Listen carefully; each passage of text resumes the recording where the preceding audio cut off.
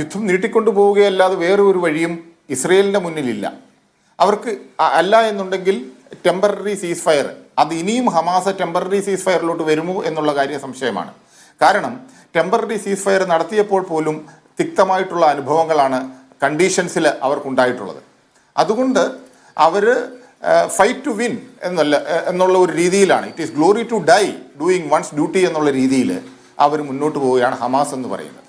കാരണം ഈ ഹമാസിനെ സംബന്ധിച്ചിടത്തോളം ഇപ്പോൾ അയഞ്ഞു കൊടുത്താൽ, ഇപ്പോൾ സറണ്ടർ ചെയ്താൽ അവർ വരും തലമുറയോട് ചെയ്യുന്ന ഏറ്റവും വലിയൊരു പാപമായിരിക്കും തീർച്ചയായിട്ടും ഈ ഒരു സിറ്റുവേഷനിലുള്ളത്.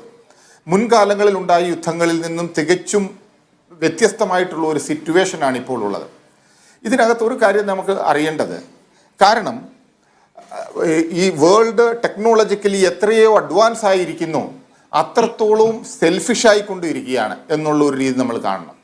ഇത് ഒരു 30 വർഷം മുമ്പാണ് ഇതുപോലെ ഒരു വാർഫെയർ അല്ലെങ്കിൽ ഒരു സിറ്റുവേഷൻ ഉണ്ടാവുന്നതെങ്കിൽ തീർച്ചയായും ലോകരാജ്യങ്ങളിൽ തമ്മിൽ ഒരു ഗ്രൂപ്പിംഗ് ഉണ്ടായി ഒരു ഇൻ്റർഫിയറൻസ് ഉണ്ടാവും 100%, ഒരു സംശയവുമില്ല. പക്ഷേ എത്രയും അഡ്വാൻസ് ആകുന്നു അതനുസരിച്ചിട്ട് രാജ്യങ്ങൾ സെൽഫിഷ് ആവുകയും കൂടി ചെയ്യുകയാണ്. അവിടെയാണ് ഇവരുടെ കാൽക്കുലേഷനിൽ ഉള്ള വ്യത്യാസം എന്ന് നമ്മൾ കാണേണ്ടിയിരിക്കുന്നത്. പിന്നെ എല്ലാ രീതിയിലും ഇൻ്റർനാഷണൽ ഫെയറിൽ എല്ലാവരും പറയുന്നുണ്ട് എന്തുകൊണ്ട് ലോകരാജ്യങ്ങളിൽ ഇടപെടുന്നില്ല. അതിന് ഞാൻ കാണുന്ന ഒരേ ഒരു കാരണമേ ഉള്ളൂ. കാരണം പാലസ്തീനിൽ ഇക്കണോമിക്കലായിട്ടൊന്നും നേടാനില്ല, അവിടെ ഓയിലില്ല, അവിടെ അതുപോലെയുള്ള ലോകരാഷ്ട്രങ്ങൾക്ക് സംഭാവന ചെയ്യുവാനുള്ള ഇൻഫ്രാസ്ട്രക്ചേഴ്സോ അതുപോലെയുള്ള കാര്യങ്ങളോ ഇല്ല. അതുകൊണ്ട് ഒരു രാജ്യങ്ങൾക്കും പ്രത്യേകിച്ച് താല്പര്യമൊന്നുമില്ല.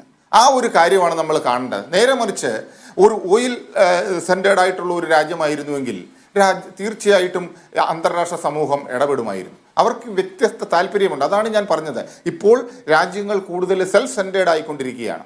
അപ്പോൾ ഈ സെൽഫ് സെൻറ്റേർഡ് നമുക്ക് എന്താണ് അഡ്വാൻറ്റേജ്? ഇൻ്റർഫിയർ ചെയ്താലുള്ള അഡ്വാൻറ്റേജ് എന്താണ്? ചെയ്യാതിരുന്നാൽ എന്താണ്? മറ്റുള്ളവരെ പിണക്കണമോ? അതായത് ഇപ്പോഴത്തെ ഒരു സിറ്റുവേഷൻ എന്ന് പറഞ്ഞു കഴിഞ്ഞാൽ US പിണക്കിക്കൊണ്ട് ഒരു കാര്യങ്ങൾ മുന്നോട്ട് പോകാൻ ഒരു രാജ്യങ്ങളും തയ്യാറല്ല എന്നുള്ള ഒരു പിക്ചറാണ് നമുക്കിപ്പം ലോകത്തുണ്ടായിക്കൊണ്ടിരിക്കുന്നത്. അതിനൊരു മാറ്റം വരുത്തണം. ആ ഒരു മാറ്റം വരാതിരിക്കുന്നിടത്തോളം കാലം ഇതുപോലെയുള്ള മിലീഷ്യകൾ നൂറുകണക്കിനുണ്ടായി ലോകത്ത് ഒരു അറ്റാക്ക് അല്ലെങ്കിൽ അമേരിക്കക്കെതിരായിട്ട് അല്ലെങ്കിൽ ഇസ്രയേലിനെതിരായിട്ടുള്ള ഒരു സിറ്റുവേഷൻസ് ഉണ്ടായിക്കൊണ്ടേയിരിക്കത്തേ ഉള്ളൂ. ഇനി ഫയർ പവറിൻ്റെ കാര്യം ഇത് ചോദിച്ച കാര്യത്തിലോട്ട് വരാം. കാരണം രാഷ്ട്ര നിയമങ്ങളെല്ലാം ലംഘിച്ചുകൊണ്ടുള്ള ഇവർ ഉപയോഗിക്കുന്നത് മാക്സിമം ഉപയോഗിച്ചിട്ടുള്ളത് ബങ്കർ ബസ്റ്റേഴ്സ് എന്ന് പറയുന്ന ബോംബുകളാണ്. ഏതാണ്ട് 900 കിലോഗ്രാമിൽ കൂടുതലുള്ള ബങ്കർ ബസ്റ്റിങ്ങിന്, കൺവെൻഷണൽ വാർഫെയറിൽ എനിമിയുടെ ബങ്കർ ഡിസ്ട്രോയ് ചെയ്യുവാൻ മാത്രം ഉപയോഗിക്കാവുന്ന ബങ്കർ ബസ്റ്റേഴ്സ് ബോംബുകളാണ് ഇസ്രയേൽ ഈ ചുരുങ്ങിയ ഏരിയയുള്ള ഗാസയിൽ ഉപയോഗിച്ചിട്ടുള്ളത്. അപ്പോൾ നമുക്ക് തീർച്ചയായിട്ടും അറിയാം എന്തായിരിക്കും അതിൻ്റെ എഫക്റ്റ് എന്നുള്ള രീതിയിൽ, അതും ഏറ്റവും തിക്ലി പോപ്പുലേറ്റഡ് ആയിട്ടുള്ള ഒരു സ്ഥലത്ത്. അപ്പം അതിൽ നിന്നുണ്ടാവുന്ന കാഷ്വാലിറ്റി റേറ്റ് എത്രയായിരിക്കും എന്ന് നമുക്ക് അറിയുവാൻ കഴിയും. അപ്പോൾ ഈ യുദ്ധം നീണ്ടു നിൽക്കുന്നിടത്തോളം കാലം, കാര്യം ഈ ഏരിയയിലാണ് ഇവർ ചെയ്യുന്നത്, ഇത്രയും ലിമിറ്റഡ് ഏരിയയാണ്. പക്ഷേ ഞാൻ വീണ്ടും റിപ്പീറ്റ് ചെയ്യുന്നു, ഇസ്രയേൽ എത്ര ബോംബിട്ട് കഴിഞ്ഞാലും അതൊരു ഫെയിലിയർ ആയിരിക്കും. കാര്യം ഇത്രയും പ്രഗത്ഭമായിട്ടുള്ള ഒരു ആർമി ഇത്രയും ചെറിയ ഒരു ഏരിയ ഒക്കുപ്പൈ ചെയ്യുവാൻ, ഡോമിനേറ്റ് ചെയ്യുവാൻ പ്രയാസപ്പെടുന്ന ഒരു അവസ്ഥ, ആ അവസ്ഥയെ ലോകരാജ്യങ്ങൾ ഏത് രീതിയിൽ കാണണം? കാര്യം എയർഫോഴ്സ് അല്ലെങ്കിൽ ഫയർ പവർ കൊണ്ട് മാത്രം ഒരു അർബൻ വാർഫെയറും ജയിക്കാൻ പറ്റില്ല എന്നുള്ള ഏറ്റവും വ്യക്തമായിട്ടുള്ള ഒരു ലെസണാണ് ഇസ്രയേൽ പഠിച്ചിട്ടുള്ളത്. അതിൽ നിന്ന് രക്ഷപ്പെടുവാനായിട്ട് ഇനി ഒരേ ഒരു വഴിയേ ഉള്ളൂ.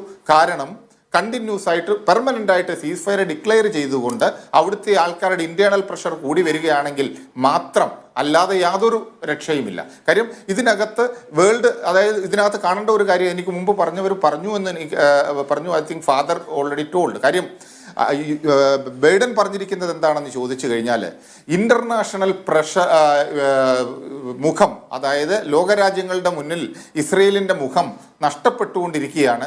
അതുകൊണ്ട് സിവിലിയൻസിൻ്റെ മേലിലുള്ള അറ്റാക്ക് കുറയ്ക്കണമെന്ന് പറയുന്നു. ഇത് വെറും ലോകരാജ്യങ്ങളുടെ മുമ്പിൽ പൊടിയിടാനുള്ള ഒരു തന്ത്രമാണ്. കാരണം ബൈഡൻ അല്ലെങ്കിൽ US തീരുമാനിച്ചാൽ മാത്രം മതി. ഡ്രാഫ്റ്റ് ചെയ്യുന്നു, റീഡ്രാഫ്റ്റ് ചെയ്യുന്നു, അതെല്ലാം ചെയ്തിട്ട് അവസാനം അമേരിക്കയുടെ ഒരു കുതന്ത്രം മാത്രമായിട്ട് എടുക്കാൻ കഴിയും. അമേരിക്കയ്ക്ക് ഒരു നിമിഷം കൊണ്ട് അവസാനിപ്പിക്കാൻ കഴിയുന്ന യുദ്ധത്തിൽ അമേരിക്ക ഈ വർത്തമാനം പറയുന്നതിന്റെ അയുക്തി അല്ലെങ്കിൽ അർത്ഥശൂന്യം നമുക്ക് മനസ്സിലാവുന്നതാണ്.